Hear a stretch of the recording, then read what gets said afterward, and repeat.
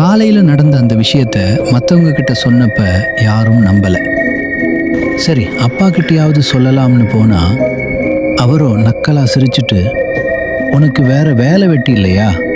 பேயை பார்த்தேன், பிசாசை பார்த்தேன்னு கதை சொல்லிட்டு இருக்க, கிளம்பு இங்கிருந்துன்னு என்னை கேலி பண்ணிட்டு போயிட்டார். நேரம் ஓடிச்சு. மதியம் 12 மணி இருக்கும். மாமா கிட்ட இருந்து ஃபோன் வந்தது. வீட்டில் சாப்பாடு ரெடி பண்ணிட்டேன், எல்லாரும் உடனே கிளம்பி வாங்கன்னு கூப்பிட்டார். வீட்டில் இருந்த எல்லாரும் அவசர அவசரமாக கிளம்புனாங்க. ஆனால் எனக்கு அப்போ திடீர்னு பயங்கரமான வயிற்று வலி. என்னால் வர முடியாது, நீங்கள் எல்லாரும் போயிட்டு வாங்கன்னு சொல்லிட்டேன்.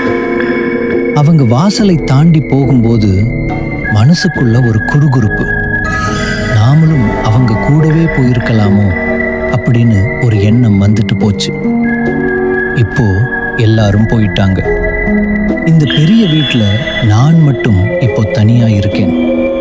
அடுத்து என்ன நடக்க போகுதோ தெரியல.